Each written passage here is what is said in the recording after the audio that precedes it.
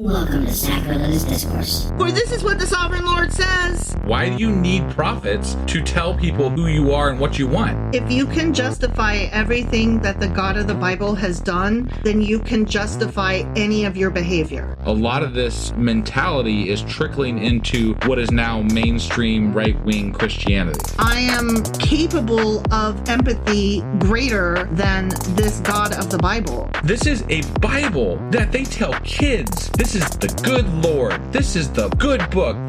He is fantasizing about murder, mass murder.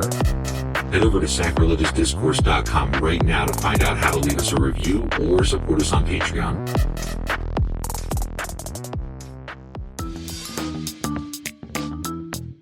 Hey there, sinners and saints. It's your favorite Bible-bashing duo from Sacrilegious Discourse, and we need your help. That's right, folks. We're raising funds for some heavenly equipment and a studio that doesn't sound like it's in the depths of hell. Our current setup, let's just say it's more apocalypse than audiophile. So if you want to hear us dissect the Bible without the background noise of demonic squirrels, chip in a few bucks. We're aiming for $5,000 to upgrade our audio and build a studio worthy of blasphemous banter.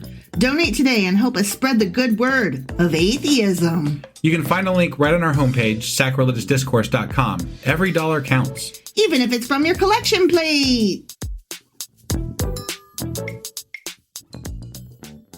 Husband! Wife! Do you know where we are, and do you remember anything at all? We are still in Micah. We are. And it's taken us forever. It is. It's only 7 chapters, but it's taken us like a month. Yeah. Good times. Mm-hmm. As I recall, I think we have this problem kind of like in winter. Yeah. It's a thing with us. Yeah. And we just can't manage to stay healthy. In fact, did you want to tell everybody why we missed the last couple of, last few days? Well, Sunday afternoon, I wasn't really feeling great. And then that night, I had fever that my body, I was hurting so bad. Yeah. That I was crying all night. I couldn't sleep. And the next day, it didn't get much better, and I slept. And then the next day after that, and I was like, this cannot hold. Right. So I made an appointment with my doctor, and they were like, you probably have the flu, but why don't you come in and we will test you? Mm-hmm. Well, the good news is that I didn't have flu. Yay! The bad news is that I actually had COVID, just without all of the everything that comes with it. Right. It's like a saga. Yeah. And I asked my doctor, I did a telehealth thing. And what's funny is that morning when I did the telehealth appointment, the second that she logged in, she looked at me and went, "Ooh, you look horrible. No offense." And I was like, "Thanks, bitch."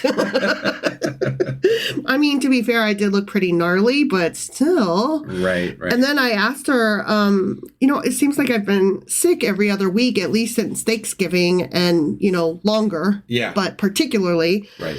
And is there something wrong with me? And she was like, probably not. There's a lot going around. And she's right. There is. I did double check online, particularly in Ohio. We've got a quadruple hit. Yeah. I know the COVID, flu, and RSV, and I can't remember the other one. Norovirus. Yeah, that's right. Yeah. That's right. Yeah.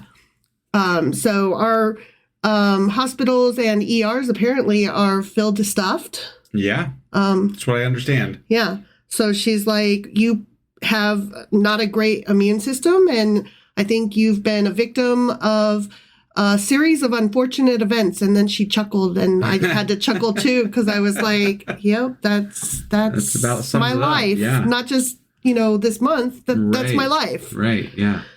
So that's why I'm always sick. Right. Yeah. And it's not my fault. And right. But I'm sorry. And that was me. That's on me. And we're back. For now. I'm not making any promises. One episode at a time, you guys. Yeah. Our intention is to finish the Bible. Yes. One chapter at a time, as long as it fucking takes.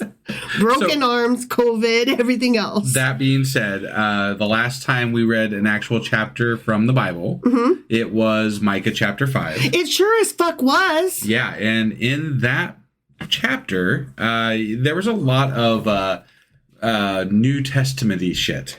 It really felt that way, didn't it? Yeah, like they were talking about the Messiah was born in Bethlehem, and like, I mean, like, he's a coming. Crazy, just like dead on type shit. Yeah. But then, you know, I know because I've read books about it, sort of, and here and there, and seen things and heard things. You've seen some things, man. Yeah. You've been out here on those streets. It's almost like this book existed before the New Testament, right? Because it's the Old Testament. Yeah. Yeah. And it's kind of like when the people that wrote the stuff that's in the New Testament were reading the Old Testament, they're like, hey, there's some prophecies back there. What if we fill them real quick? We got to make those things. We got to make those things happen. I mean, we are usurping a religion. Like the other religions just kind of evolved and developed, but we're actually hardcore, actively, legitimately usurping. Right. So if you're going to usurp, you need to do it properly by stealing the prophecies and putting them in your book. Yeah. You got to make those things work together. You got to be like, look, guys, we fixed it. You did yours wrong. You didn't finish it, but we finished it for you and plus some. Yeah. Yeah. Yeah. Yeah. This guy's like, you see this Jesus dude? He's like Jewish plus. Yeah. He's got all the prophecy shit. Yeah. He's good to go. See? He's David on ice. Man. Anyway, that was Micah chapter 5. Sure as fuck was. Which means that today we're getting into Micah chapter 6. All right, let's do this. Okie dokie.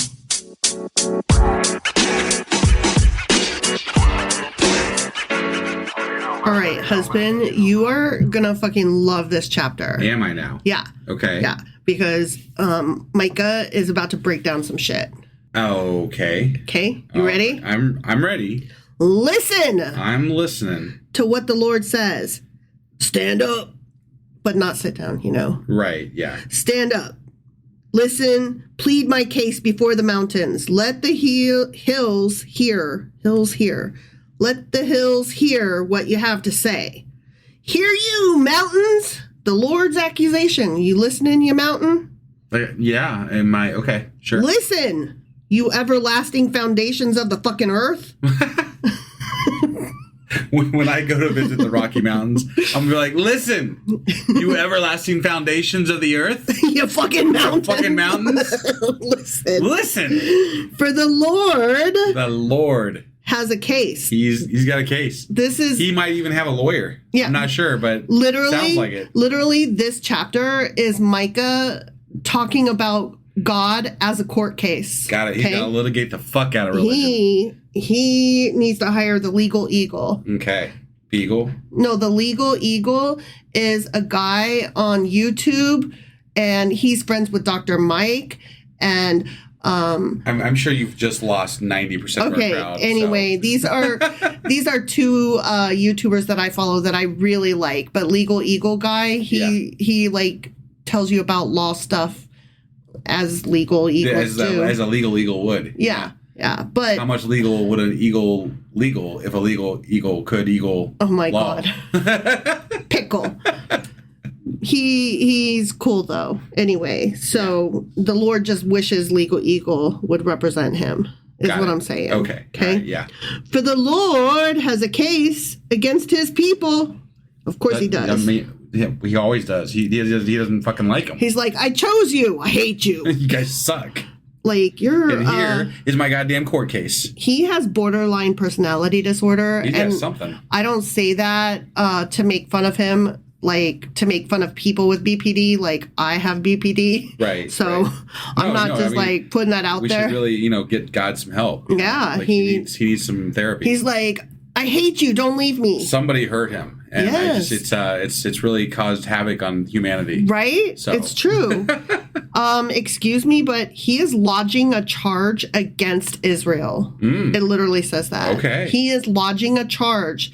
Excuse me, my name is God Yahweh to be exact. And I would like to fill out the forms where I can put a case against these people. I need to lodge a charge against my people that I chose that I made. Right. Okay? Yeah. Yeah. Okay. My people, what have I done to you? What you got happened? time? We start with what you haven't done because it's not much. Right. You've done just about everything you can imagine. So I mean, there was a lot of murder. there was a lot of murder. We could start with murder. Yeah. Right? Over and over again. And then he bats his eyelashes and puts his hands to his chest and says, "How have I burdened you?" Blink, blink, blink, blink. Well, Answer me. Hold on. There was do you remember Genesis? How have I burdened How have you burned with pain of childbirth? With How? You're going to toil the land the land for all of eternity. How hasn't he burned us? I'm a narcissist, so you had that coming. You made me hurt you. You had it coming. You chose this pain. You chose this path. That's what a narcissist, an emotional abuser says. Yeah. They use gaslighting to say, I am stabbing you in the fucking stomach because you were mean to me. So it's your fault that I'm stabbing you. Yeah. I brought you up out of Egypt and redeemed you from the land of slavery. Classic narcissist. Which never fucking happened. Right. At least according to most historians. Right. And on top of that, he just won't fucking drop this shit. Like strings attached? Dude, okay, we came out of Egypt. What of it, man? But it took you 40 fucking years, though. Right.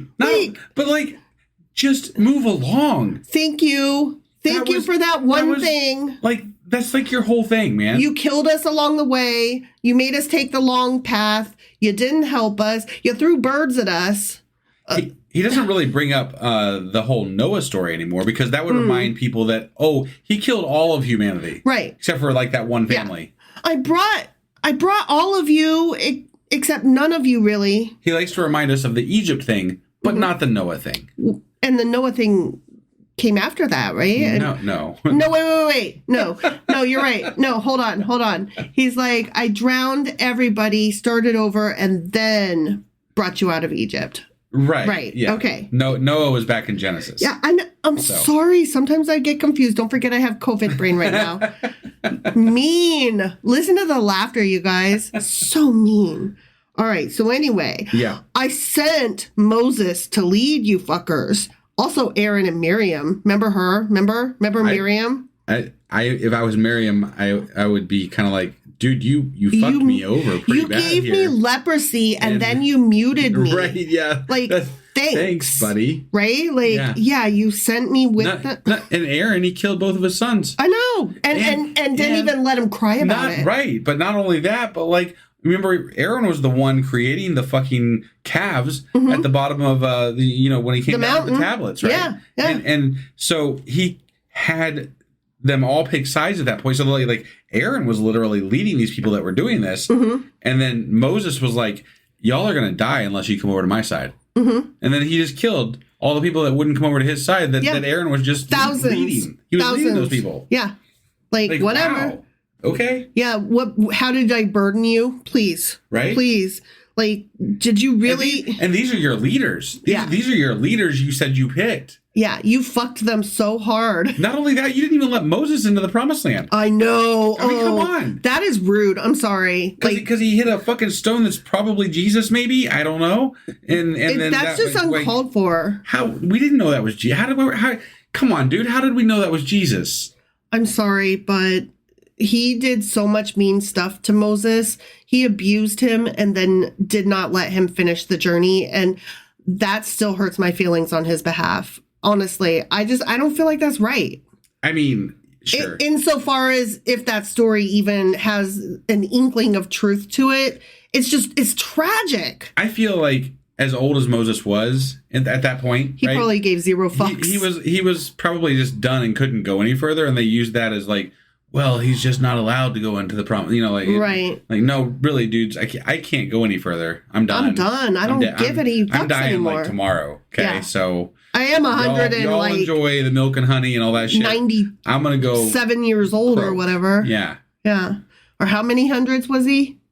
He was 120, I think. Okay, I said 173. I can't remember exactly, but it was over 100, but it wasn't we were past the ridiculous amounts. Oh, okay. We were the overly ridiculous. Yeah, amounts. we were at the Only pseudo ridiculous. It could happen, but probably not. Right. Yeah.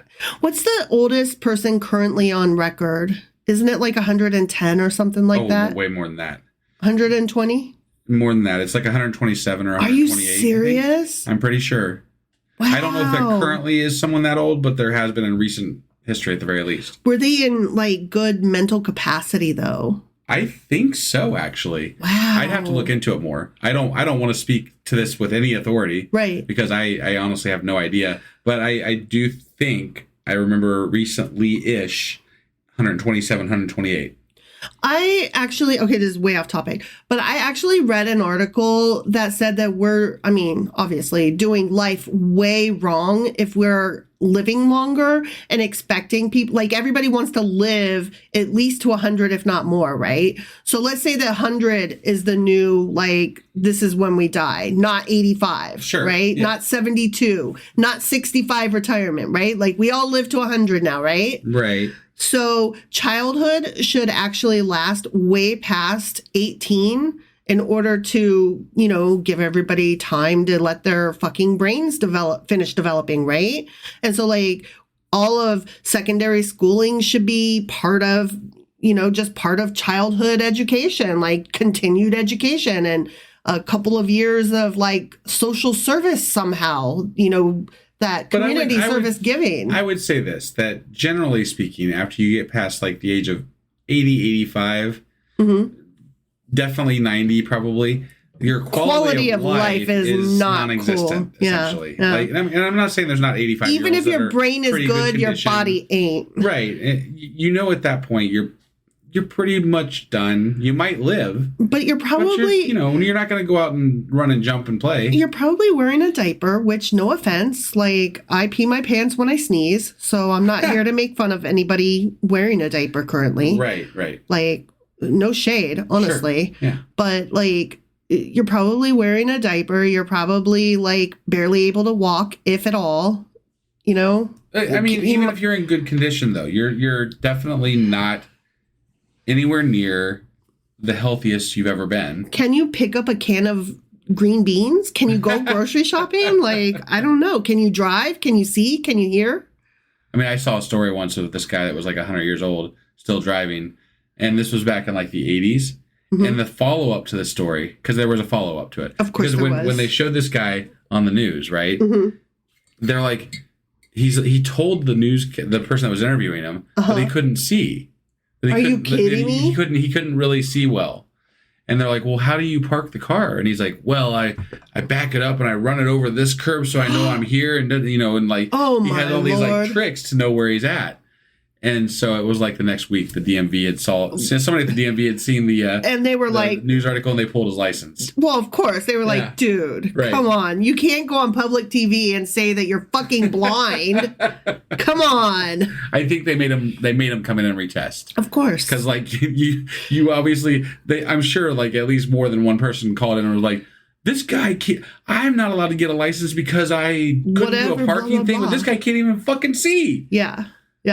I mean, it pissed me off a little bit too, you know, I guess, you know, if I thought about it. I bet he had like an acre of ear hair. I mean, because old men, like, they got ear hairs. And old women's, they have chin hairs. Like a beard, man. I'm going to have a beard. I can tell you that much. But mine doesn't grow on my chin. Mine's going to be like sideburns down the side. Will you still love me when I have sideburns? Yes, dear. And chops? Yes, dear. You will? Yes. Because I don't love you when your ear hairs get out of control. You make that perfectly clear. I know. Yeah. So you're a better human than I am. I know. Okay. All right. As long as you're okay with that, you accept that. Yeah, I'm good with that. Oh, I love you. All right, my people. Okay. Remember what Balak, king of Moab, plotted, and what Balaam, son of Beor, answered. Remember them two? Yeah, well, so I'm not 100% clear. Like, that whole story still bothers me. Yeah. Because Balaam ended up, like, he gave a blessing to the Israelites because God forced him to, right?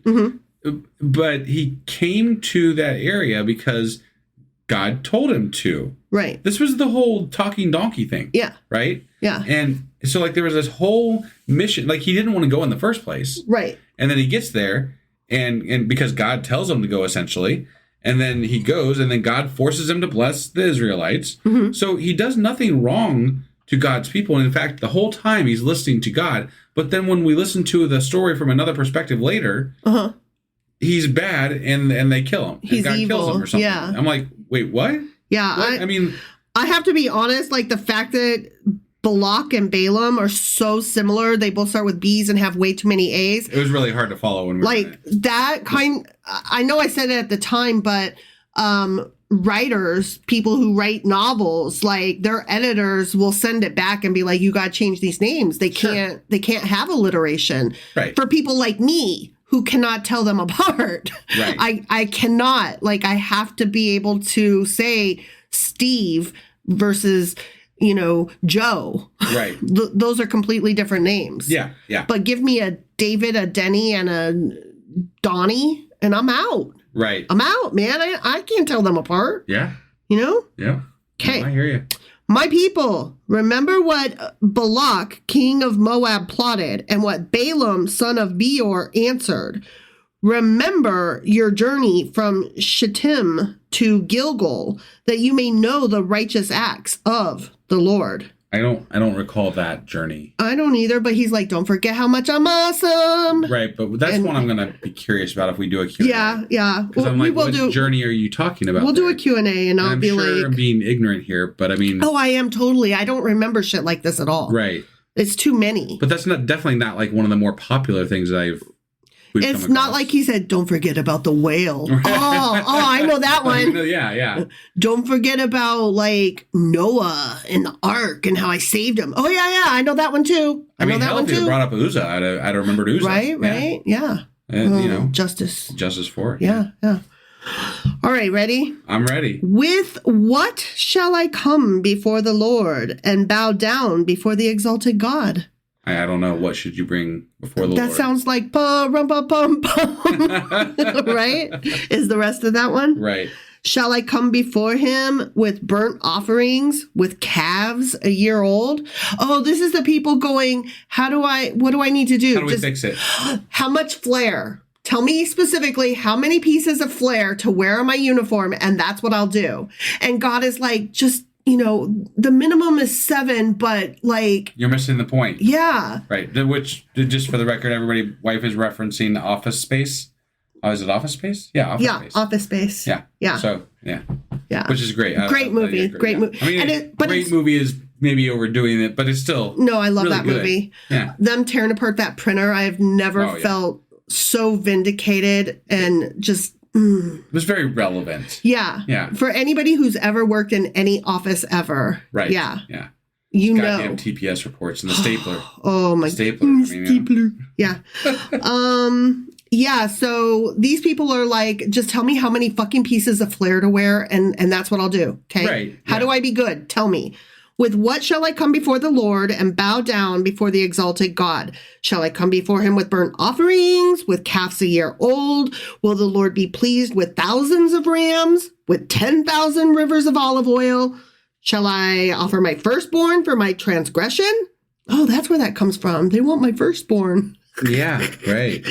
Like when you have to pay like a deposit on something, you're like, oh, I have to pay like a $500 deposit and my firstborn. Oh, next time they'll want my kidney too. Right. Yeah.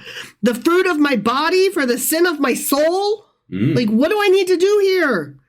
He has shown you, O mortal, what is good. Okay. I don't really. Is this like hypothetical Israelite talking to God, who is then being answered by Micah in place of God? No, this is Micah is doing this whole talk, and he's saying, look, God is telling you that you suck, okay?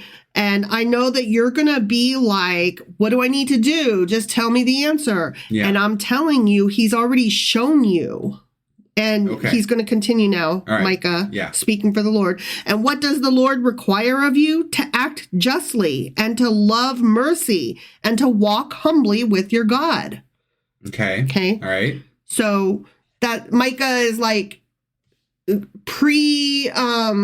he's anticipating what questions the people might have and Sure. then answering them ahead of time. Okay. All right. So I think we should just view most of these, especially the minor any of the prophet speeches, as speeches that are being done in front of a group of Israelites. yes. Because it's not really, like when you read these, it's very confusing. Mm-hmm.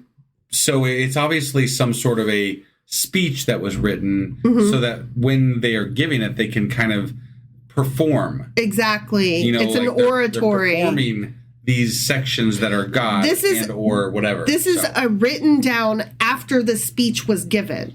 right. This is the recorded speech. Or a scribe writing it down in Sure. the moment, whatever. Sure.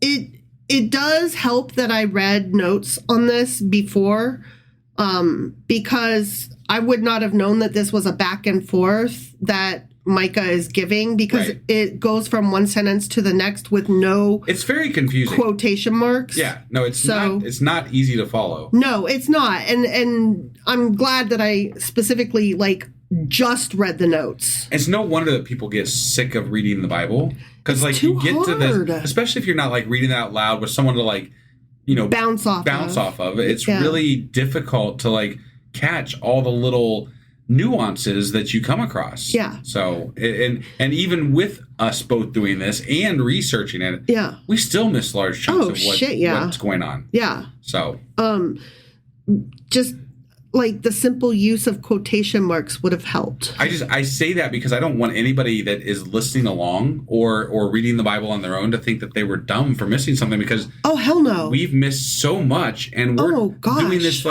as part of our job. Right. This is part of what we do, Yeah. Yeah. and it's still really hard. And we've been doing this for over 4 years. Right. 4.5, almost 5 years in August. Yes, correct. And we still don't know what the fuck we're doing. And every chapter is hard. We know way more. We know more than we did, Yeah. but we still don't know what we're doing. And every chapter is hard. Definitely. But that's I'm giving kudos to anybody who's tried before. Yeah. Right? Oh, yeah, Because definitely. this is not just read it and understand it. Sure. That's not how this works. At all. Yeah. So he continues, and what does the Lord require of you? To act justly and to love mercy and to walk humbly with your God. Listen, the Lord is calling to the city, and to fear your name is wisdom. Heed the rod and the one who appointed it.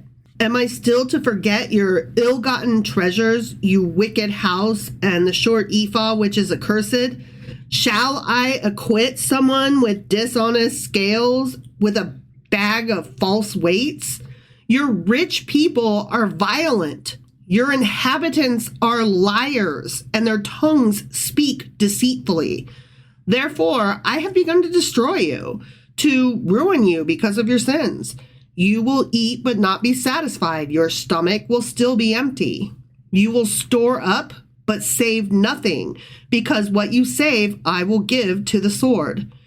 You will plant but not harvest. You will press olives but not use the oil. You will crush grapes but not drink the wine. You have observed the statutes of Omri and all the practices of Ahab's house. You have followed their traditions. Therefore, I will give you over to ruin and your people to derision. You will bear the scorn of the nations. So, the end. I have to point this out, right? Yeah. Because he says, should he not do these things, right? He's asking. He's not asking. He's going to do these things. He's going to punish you for doing these wrong things, right? Well, no. He's saying, should I overlook your sins? Right. Not should I not do these Correct. things. So he's saying, should I overlook your sins, right? Right. The answer that ultimately is the case in the Old Testament is no, because generally he punishes the Israelites for these sins. Yeah. Right? Mm-hmm. But we get to the New Testament, right? Mm-hmm. And this God, who is also God, who becomes human, who is a son, but also God, and a vapor, and I don't know what else the fuck he is. I don't care. Ice Cube. He's a ghost, and he's a Pizza man, Hut. and he's a god, and he's Foot whatever. Locker. Yeah. So, but he forgives. That God forgives. But it's also the same God. Yeah. It's also this God. They're all the same God. Yeah. And yet. And the God of the Muslims as well. He's a Muslim God. He's that God let's too. just take this in the Christian context, right? Because that's what we're reading. We're reading the Christian Bible. Okay. Right? And yes, they're all Abrahamic gods. Yeah. Right? There's differences between the Islamic God and the Jewish God and the Christian God when you get right down to it. But because there is no Jesus other than a prophet in Islam, there's Muhammad, and then obviously Judaism doesn't have any prophets that are anything more than just a prophet. Okay. So there is no real equivalency between the two or the three, other than Yahweh. That's not necessarily true. Like they do celebrate Moses as a great prophet instead of just like a prophet. I was saying, other than you can't take the later stuff, the Muhammad. You can't take that. You can't take Jesus. You can't. There's not an equivalency other than Yahweh. Right. Yahweh is the equivalent. Yeah, that's what I'm saying. It's the same God. All three of those religions celebrate the same God. Right. But what I was getting back to what I was saying is that he's okay with that. We're assuming that he's going to punish you in the Old Testament. But people who read the New Testament assume that he's not going to punish because he forgives. He's a forgiving God. Well, that's the Jesus-y side of him. Right, but it's the same God. And this is where I have a real major issue with the whole Jesus thing. Because he says it right here. If we're to believe that God is infallible, then how is it that he gets to the whole Jesus bit and he's like, no, I was fallible. I am going to forgive now. It's by putting himself out there as Jesus, he's able to say, I didn't change, I just had a different offshoot.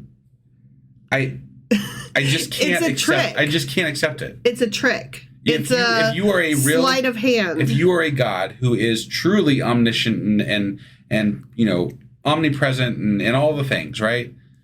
Then you didn't need to fix what you did. Right. You shouldn't. This God has to fix shit all the time. You mean the people have to fix it for quote unquote him? That's what I'm. Yeah. But it just there's so much that has to be corrected and that is not correct to begin with. Changed up, filled in, redacted. Right. And either punishment happens in the afterlife or it happens on earth. But this God in the Old Testament seems to make it happen on earth quite a bit. Right? Yeah.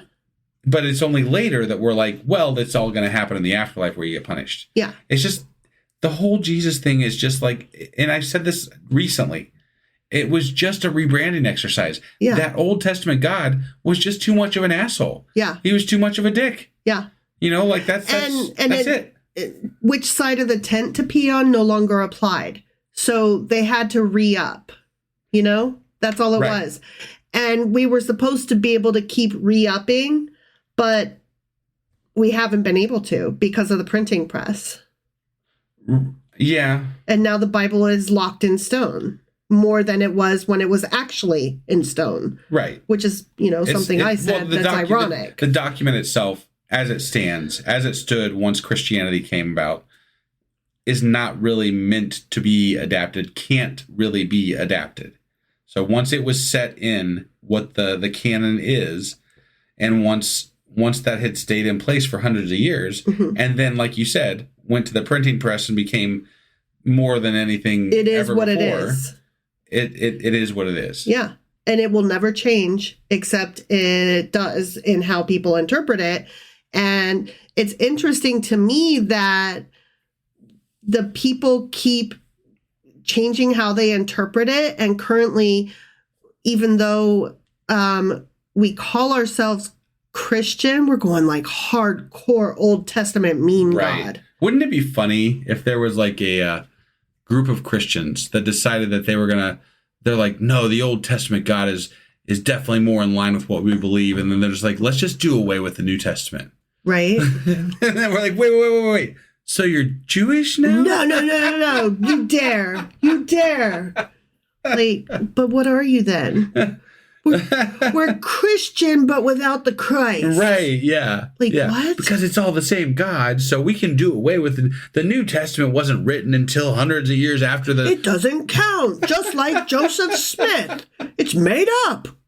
Like, wait, that's our argument. Hold on. We're the new Christians. We don't believe in that New Testament bullshit. Right. I mean, don't get me wrong. We don't believe in Judaism either, kind of. It's just that's I think that's what I'm getting at. Is that the whole concept, the whole idea of what religion entails and how people like choose to interpret it in so many different ways is really just kind of absurd. It's a donut, and it keeps circling back in on itself without realizing that there's a hole in the middle. And it can be whatever they want it to be. You can have snake handlers, or you can have, acceptance of gay and lesbian people in your church. You can have hatred of gay and lesbian people, and you can also have, I mean, it is whatever anybody wants it to be. Sure. They can make it like Westboro Baptist Church. Holy shit, those fuckers were crazy. Yeah. I don't know if I'm sure they still exist somewhere. I don't know what the hell that deal is. But there are some crazy ass beliefs in Christianity. Right. It's just, I'm sorry. I'm just ranting and blowing off steam about, I don't like it. That's all. You don't like Jesus. I don't believe in Jesus. No, but if we're going to have one or the other, Jesus seemed to be a nicer guy than this Yahweh dude. I suppose, if we take him that way. I mean, I haven't read him yet, but from what I hear, he seems pretty nice. Better than the OT. Yeah. Sure. All right. I think we've beat this into the ground. Sure. You sure did. I sure did. Yes. I did. All right. Do you have anything else for us today? No, right. I do not. Well, that was Micah chapter 6. Sure as fuck was. And on our best day, on our best efforts, we will probably be back tomorrow. Tomorrow? Question Maybe. Mark? That's the hope. That's the plan. Yeah. With what will we be reading next? Micah chapter 7. All right. We'll see you then. Bye.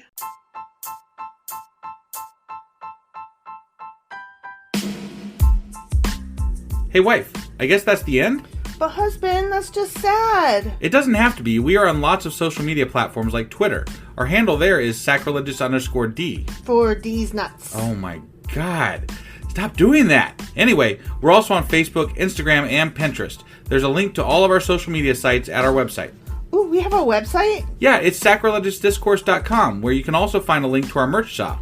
We have a merch shop? Yep, we have podcast-themed clothing, mugs, notebooks, and more, as well as an atheist and science-themed products. Wow, our fans should really go check that out right now. Definitely. They can get in touch with us by sending an email to sacrilegiousdiscourse@gmail.com. But before they do that, we could really use some help. Oh yeah? With what?